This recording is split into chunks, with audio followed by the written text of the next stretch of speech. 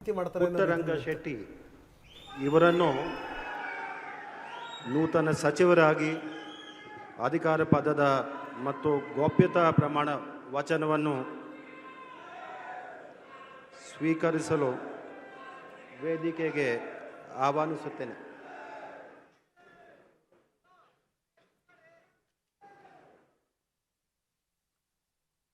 ನಾನು ಸಿ ಪುಟ್ಟರಂಗಶೆಟ್ಟಿ ಎಂಬ ಹೆಸರಿನ ನಾನು ಕಾನೂನಿನ ಮೂಲಕ ಸ್ಥಾಪಿತವಾದ ಭಾರತ ಸಂವಿಧಾನದ ವಿಷಯದಲ್ಲಿ ನಿಜವಾದ ಶ್ರದ್ಧೆ ಮತ್ತು ನಿಷ್ಠೆಯನ್ನು ಹೊಂದಿರುತ್ತೇನೆಂದು ನಾನು ಭಾರತದ ಸಂವಿಧಾನ ಸಾರ್ವಭೌಮತ್ವವನ್ನು ಮತ್ತು ಅಖಂಡತೆಯನ್ನು ಎತ್ತಿ ಹಿಡಿಯುತ್ತೇನೆಂದು ಮತ್ತು ಕರ್ನಾಟಕ ರಾಜ್ಯದ ಮಂತ್ರಿಯಾಗಿ ನನ್ನ ಕರ್ತವ್ಯವನ್ನು ಶ್ರದ್ಧಾಪೂರ್ವಕವಾಗಿ ಮತ್ತು ಅಂತಃಕರಣ ಪೂರ್ವಕವಾಗಿ ನಿರ್ವಹಿಸುತ್ತೇನೆಂದು ಭಯ ಅಥವಾ ಪಕ್ಷಪಾತವಿಲ್ಲದೆ ರಾಗದ್ವೇಷವಿಲ್ಲದೆ ಎಲ್ಲ ಬಗೆಯ ಜನರಿಗೆ ಸಂವಿಧಾನಕ್ಕೆ ಮತ್ತು ಕಾನೂನಿಗೆ ಅನುಸಾರವಾಗಿ ನ್ಯಾಯವಾದುದನ್ನೇ ಮಾಡುತ್ತೇನೆಂದು ದೇವರ ಹೆಸರಿನಲ್ಲಿ ಪ್ರಮಾಣ ಮಾಡುತ್ತೇನೆ.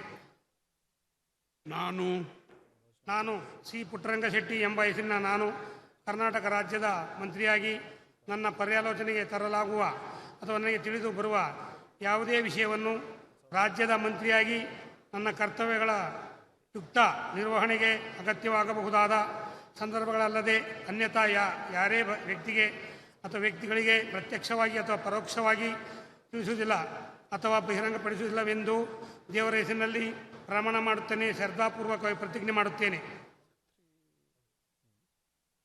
ಚಾಮರಾಜನಗರ ಶಾಸಕರು ಪುಟ್ಟರಂಗ ಶೆಟ್ಟಿಯವರು ವಾಟಾಳ್ ನಾಗರಾಜ್ ನಿರಂತರವಾಗಿ ಗೆದ್ದು ಬರ್ತಾ ಇದ್ರು. ವಾಟಾಳ್ ನಾಗರಾಜ್ ಅವರನ್ನು ಸೋಲಿಸಿದಂಥ ಕೀರ್ತಿ ಇವರದ್ದು. 2008 ಹೌದು, 2008ರಲ್ಲಿ ವಾಟಾಳ್ ನಾಗರಾಜ್ ಅವರನ್ನು ಸೋಲಿಸಿ ಇವರು MLA ಆದರು. ಆಮೇಲೆ 2013ರಲ್ಲಿ 2ನೇ ಬಾರಿ ಗೆದ್ದರು, 2018ರಲ್ಲಿ 3ನೇ ಬಾರಿ ಗೆದ್ದರು, 2023ರಲ್ಲಿ 4ನೇ ಬಾರಿ ಗೆದ್ದರು. ಅವರು MSIL ಅಧ್ಯಕ್ಷರಾಗೂ ಕೂಡ ಕೆಲಸ ಮಾಡಿದಂಥವ್ರು 25ರ ತನಕ. ಈಗ ನೋಡಿ ಇವರು ಕೂಡ ಸಾಕಷ್ಟು ಪ್ರಯತ್ನ ಪಡ್ತಾಯಿದ್ರು.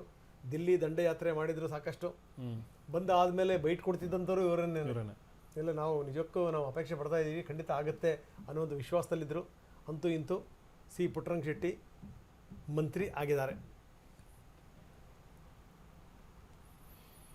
ನೋಡಿ, ಕೆಲವರಿಗೆ ಮತ್ತೆ ಈ ಹಳಬುರ್ನ ಮತ್ತು ಹೊಸಬುರ್ನ ಸೇರಿಸಿದಂಥ ಸಂದರ್ಭದಲ್ಲಿ ಇನ್ನು ವಿಪರೀತ ಬದಲಾವಣೆ ಅನ್ನುವಂಥದ್ದೇನಿಲ್ಲ. ಹೌದು, ಏನೋ ತುಂಬಾ ಪ್ರಯೋಗ ಮಾಡ್ತೀವಿ ಅಂದಿದ್ದೆ, ಯಾವುದು ಕೂಡ ಪ್ರಯೋಗ ಕಾಣಿಸ್ತಿಲ್ಲ, ಆಗಲಿಲ್ಲ. ಹಂಗೆ ನೋಡಿದ್ರೆ ನೀವು ಈ ಇಡೀ ಮಂತ್ರಿಮಂಡಲ ಇದೆಯಲ್ಲ, ಅದು ಈ ಮುಂದಿನ ಚುನಾವಣೆ ದೃಷ್ಟಿಯಲ್ಲಿ ಇಟ್ಕೊಂಡು ಮಾಡಿರೋದು ಅಂತ ಅನಿಸಲ್ಲ. ಯಾಕಂದರೆ DK ಶಿವಕುಮಾರ್ ಅವ್ರಿಗೊಂದು ಸವಾಲಿದೆ. ಹೌದು, ಇವ್ರನ್ನೆಲ್ಲ ಇಟ್ಕೊಂಡು ಕೆಲಸ ಮಾಡಿಸ್ಬೇಕಲ್ಲ, ಅದು ಯಾಕಂದ್ರೆ ಅವಧಿ ಕಡಿಮೆ ಇದೆ. ನೋಡಿ, ಅವಧಿ ಕಡಿಮೆ ಇದೆ, ಏನು ಒಂದು 1 year 8 months 9 months ಮ್ಯಾಕ್ಸಿಮಮ್ ಅಷ್ಟೇ. ಸೊ ಅಂಥ ಸಂದರ್ಭದಲ್ಲಿ 1 year ಇದೆಯಲ್ಲ, ಅದು ಮಾತ್ರ ಕೆಲಸ ಮಾಡೋಕ್ಕೆ ಸಿಗುತ್ತೆ. ಇನ್ನೊಂದು 9-10 ತಿಂಗಳು ಎಲೆಕ್ಷನ್ ಇಯರ್ ಅದು ನಿಜ. ಸೊ ಹಿಂಗಾಗಿ ಏನಂತಂದರೆ DK ಶಿವಕುಮಾರ್ ಅವರಿಗೆ ಒಂದು ದೊಡ್ಡ ಚಾಲೆಂಜ್ ಇದು.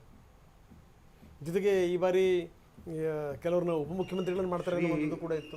ಸತೀಶ್ ಜಾರಕಿಹೊಳಿ ಮಧ್ಯಾಹ್ನ ಕೂಡ ಹೇಳಿದ್ರು ನೋಡಿ ಆ ಮಾತನ್ನು. ಹೌದು.